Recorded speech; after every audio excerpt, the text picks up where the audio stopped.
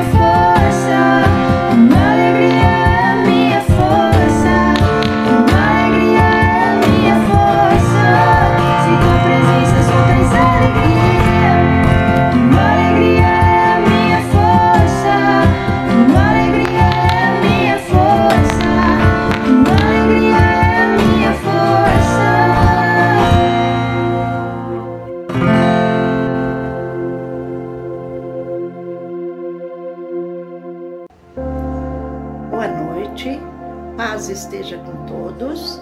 Chegou o momento de nós meditarmos na palavra.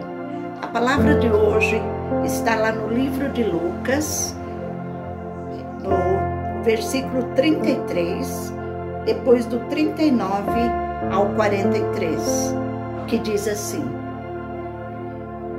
E quando chegaram ao lugar chamado Caveira, ali o crucificaram, e aos malfeitores, um à direita e outro à esquerda. Agora o versículo 39. E um dos malfeitores que estavam pendurados blasfemavam dele, dizendo: Se tu és o Cristo, salva a ti mesmo e a nós. Respondendo, porém, o outro, repreenda-o, dizendo: Tu ainda não temes a Deus, estando na mesma condenação? E nós, na verdade, com justiça, porque recebemos o que os nossos feitos mereciam, mas este mal nenhum fez. E disse a Jesus: Senhor, lembra-te de mim quando estares no teu reino. E disse-lhe Jesus: em verdade te digo que hoje estarás comigo no paraíso. Aqui é uma palavra muito conhecida que fala sobre a crucificação de Jesus. A crucificação era algo muito cruel, humilhante e vergonhoso. Era uma pena de morte daquela época, da época de Jesus, né? Essa crucificação, ela era usada principalmente na condenação de escravos e rebeldes que se levantavam contra o Império Romano, porque nesta época era o Império Romano que comandava Jerusalém. A morte de cruz era lenta, poderia demorar até dias. Jesus foi crucificado às 9 horas da manhã e morreu por volta das 3 horas da tarde. Durante esse tempo, houve um período de trevas, de escuridão, que durou do meio-dia até as 3 horas da tarde. Essas trevas significavam o juízo de Deus sobre o pecado que Cristo expiava, isto é, o que Cristo estava expiando, o pagamento de pecados naquela cruz. Pecado estes que não eram dele, porque Jesus não tinha pecado. Jesus, ele era o Cordeiro Santo. Jesus morreu na cruz pelos meus e pelos seus pecados, isto é, por todo o pecado da humanidade. Jesus é o autor da salvação. Jesus é o autor da fé. Lá em João 1,29, diz que Jesus é o Cordeiro de Deus, que tira o pecado do mundo. Em João 14,6, diz: eu sou o caminho, a verdade e a vida. Ninguém vem ao Pai senão por mim. Ele é a porta para a entrada no céu. Este texto, ele fala da crucificação de Jesus. Diz aqui o texto que Jesus, ele foi crucificado no lugar chamado Caveira. E junto dele estavam 2 ladrões.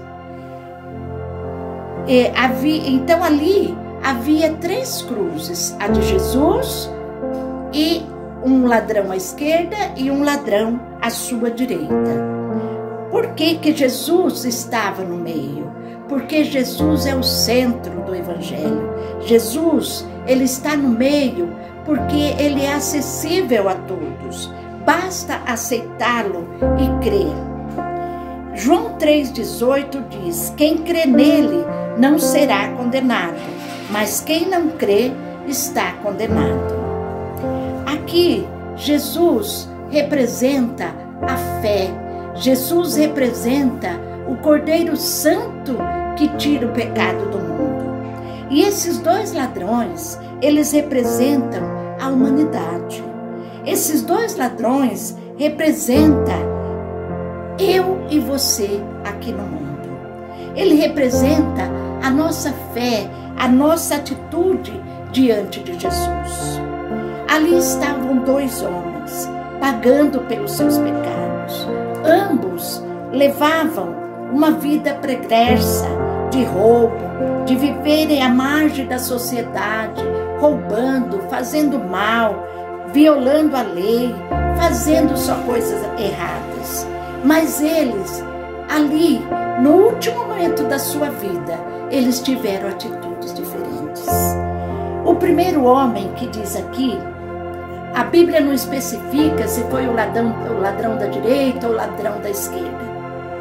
Vamos chamá-los de primeiro homem.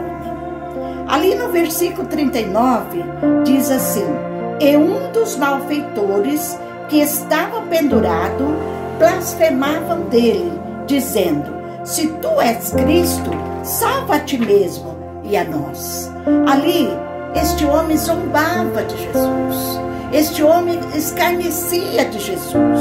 Jesus, ele pode todas as coisas. Ele pode salvar. Ele podia simplesmente descer daquela cruz e levar esses dois homens juntos. Mas ali era um propósito de Deus que Jesus morresse naquela cruz.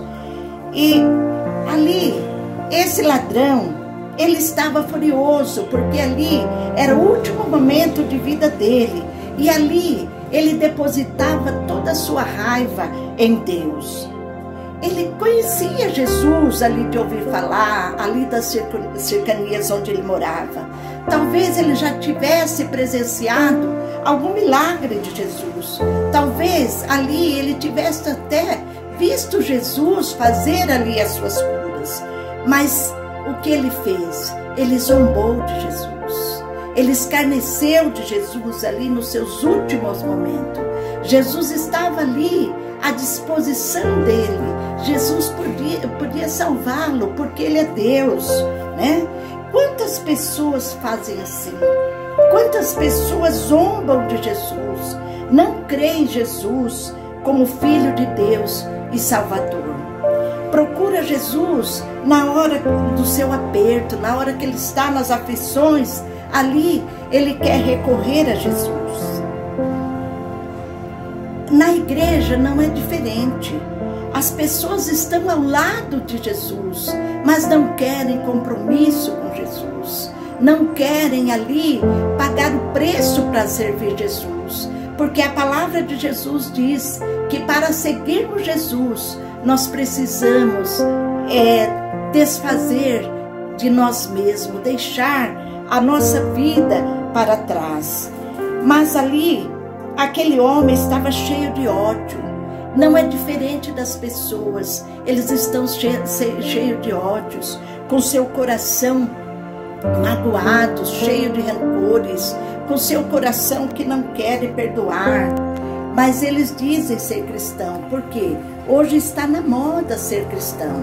Muitas pessoas vivem na vida errada, mas querem falar que são cristãos. Quantos artistas, quantas pessoas estão aí com as suas vidas tudo errado e querem falar que é cristão.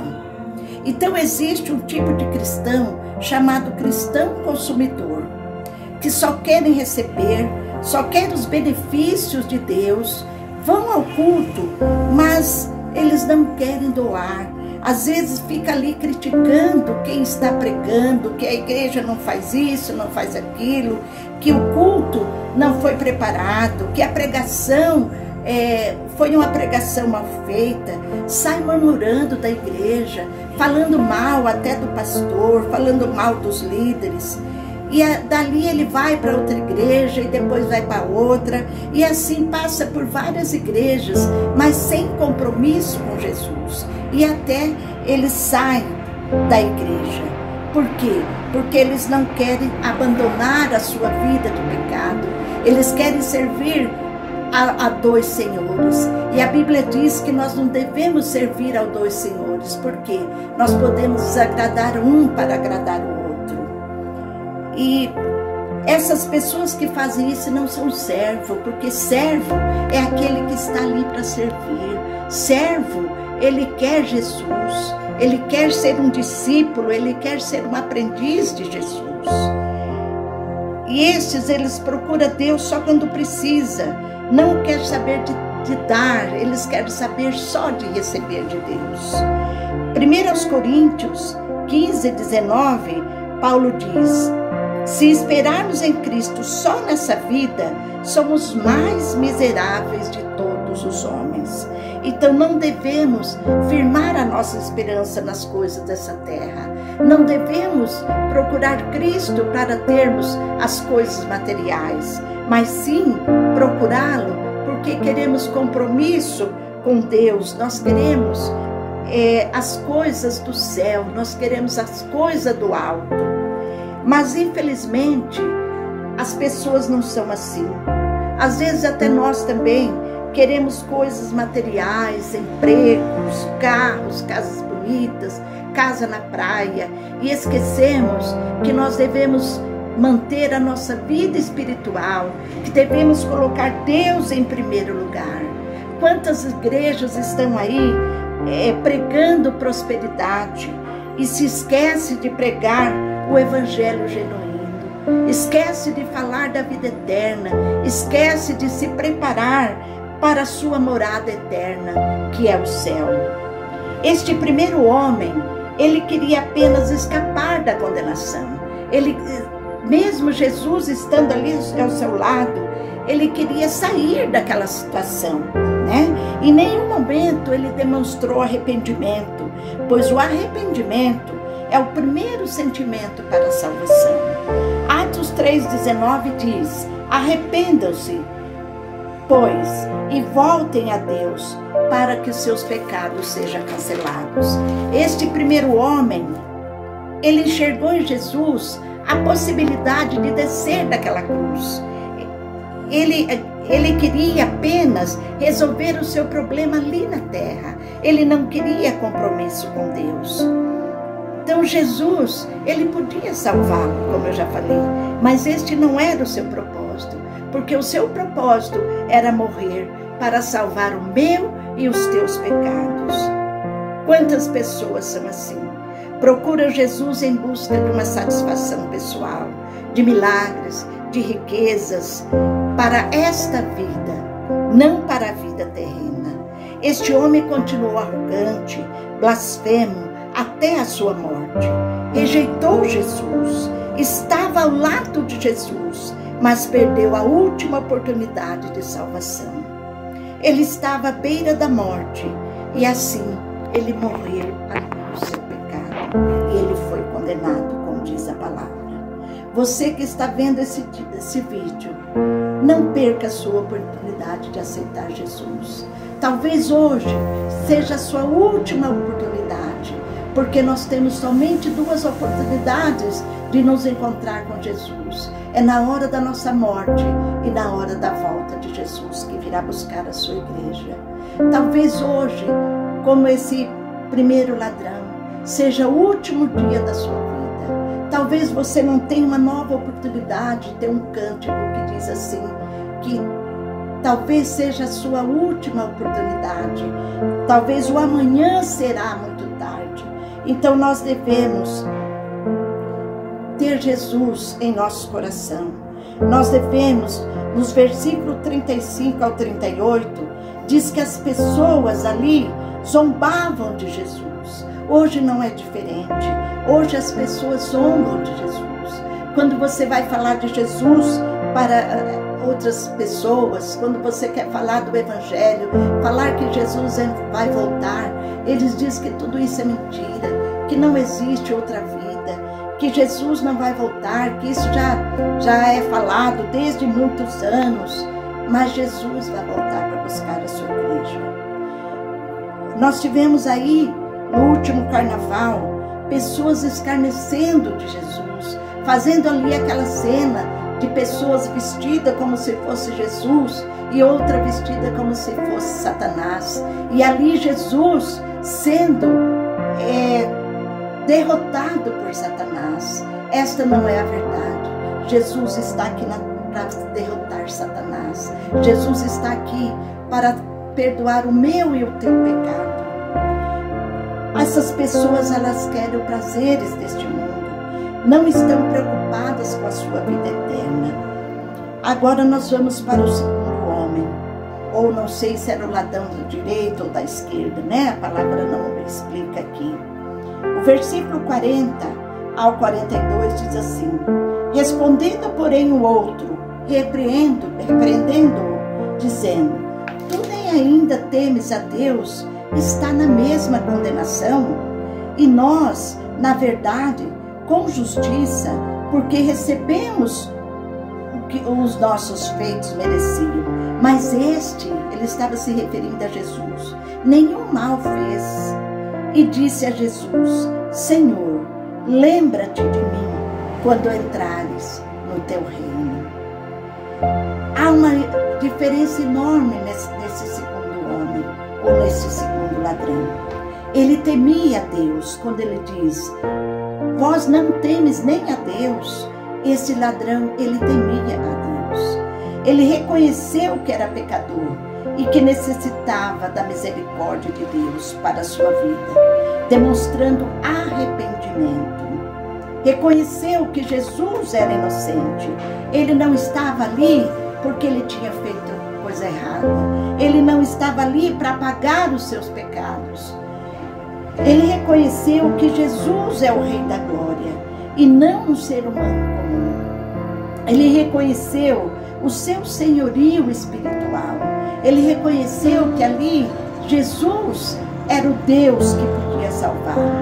O versículo 38 diz que ali foi colocado um título escrito em letras gregas, romanas e hebraicas, dizendo: "Este é o Rei dos Judeus." Ali, os soldados romanos colocaram esse título blasfemando Jesus, tirando sarro de Jesus, zombando de Jesus.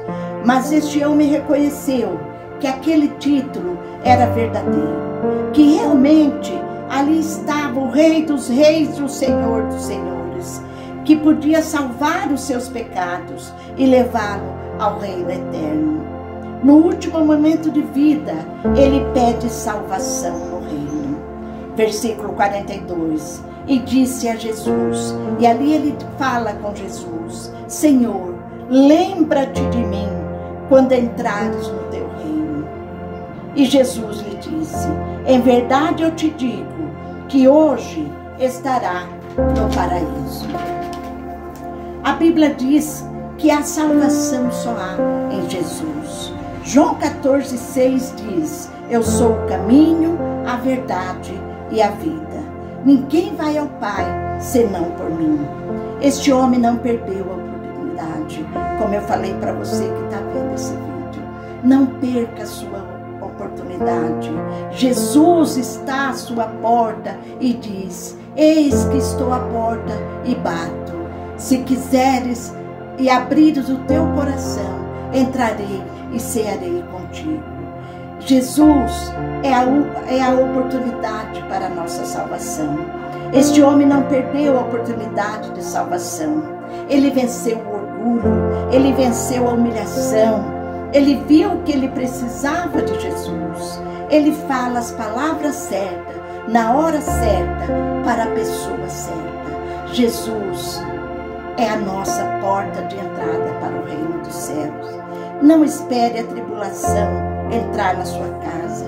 Não espere a tribulação, a doença. Hoje nós estamos aí nesta pandemia que está assolando o mundo, levando muita gente. Não espere o momento de ser ali entubado. Conheça o Senhor Jesus, não apenas de ouvir falar. Esses ladrões conheciam Jesus de ouvir falar, mas eles nunca tinham se entregado a Ele. Mas Jesus, Ele dá sempre uma nova chance. Ele deu uma nova chance para aqueles ladrões. Ali no seu último momento, este ladrão teve a salvação, que ele estava ali ao lado de Jesus. Este homem foi para o reino eterno, como diz aqui, como Jesus prometeu. Em verdade vos digo que hoje estará comigo no paraíso. Você viu esses dois depoimentos desses dois ladrões? Com qual desse ladrão você identifica? Como tem sido a sua vida? Como você tem tratado Jesus? Como você tem tratado as coisas do céu? Eram dois ladrões, dois condenados, dois com a vida toda errada, mas no seu último momento, ele teve a salvação. Ali eram dois ladrões, dois tipos, o que perdeu a salvação e o que foi salvo. A salvação é para todos, mas nem todos serão salvos, como diz a palavra. A salvação estava para os dois, mas apenas um foi salvo. Jesus não é exclusividade do pastor, dos líderes da igreja. Jesus é exclusividade para quem o reconhece como o seu legítimo Salvador. Aquele que deixa o pecado, aquele que aceita Jesus como seu suficiente Salvador. A salvação, ela não vem de obras. Esses ladrões, este que foi salvo, ele não tinha boas obras, ele não fazia benefício nenhum, ele teve a sua vida toda errada, mas no momento certo, ele falou com a pessoa certa. Naquele momento em que ele abre o seu coração ali para Jesus, ele foi salvo. Aqui nós temos 3 aplicações sobre a salvação para a nossa vida. A primeira, que não esquecemos que somos pecadores, porque a palavra de Deus diz que todos nós pecamos e estamos destituídos da glória de Deus. Que não esquecemos que somos pecadores e estamos na dependência de Deus. Segundo, a salvação, ela não vem por obras, como esse ladrão, né? Ele só tinha obras más, ele não tinha coisas boas ali. E não adianta a pessoa, né? Tem gente que acha que ele fazendo bem, o seu lugar está garantido lá no céu. Não é por obras, como diz aqui a palavra em Efésios 2, versículo 8 e 9, que diz assim: pela graça sois salvos, por meio da fé. Isso não vem de vós, é dom de Deus. Não vem das obras, para que ninguém se glorie. Então, nós temos obrigação de fazer o bem. Nós temos obrigação de fazer coisas boas aqui na terra. Mas não é através das boas obras que nós temos a salvação. E sim pela graça. Nós somos salvos pela graça de Deus. Terceira aplicação que nós devemos ter na nossa vida. Como cristãos, nós devemos ter o dever de pregar as boas novas, de pregar o Evangelho por qualquer lugar que nós vamos. Mateus 28, 19 e 20 diz assim: portanto, ide, ensinai todas as nações, batizando em nome do Pai, do Filho e do Espírito Santo, ensinando a guardar todas as coisas que eu vos mando. A quarta aplicação da nossa vida: devemos manter a nossa mente em coisas externas, eternas, porque daqui dessa terra nós não levamos nada. O primeiro ladrão, ele estava com a mente nas coisas terrenas. Ele queria ser salvo ali, daquele momento, talvez ali para voltar à sua vida preversa, a sua vida de roubas, sua vida de coisas erradas. Mas o segundo ladrão, ele estava com a mente nas coisas eternas. Ali, ele não queria apenas a salvação da sua vida física. Ali ele pediu o quê?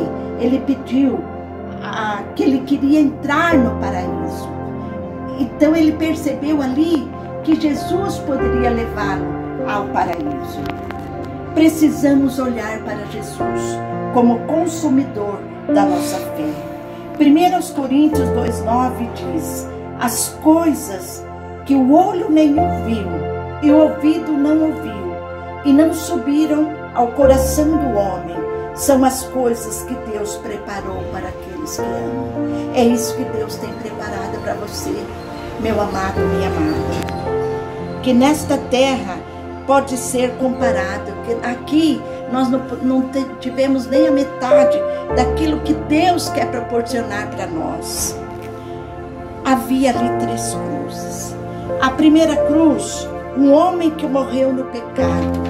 O pecado, ele é feito através da incredulidade. Segunda cruz, um homem que morreu pelo pecado.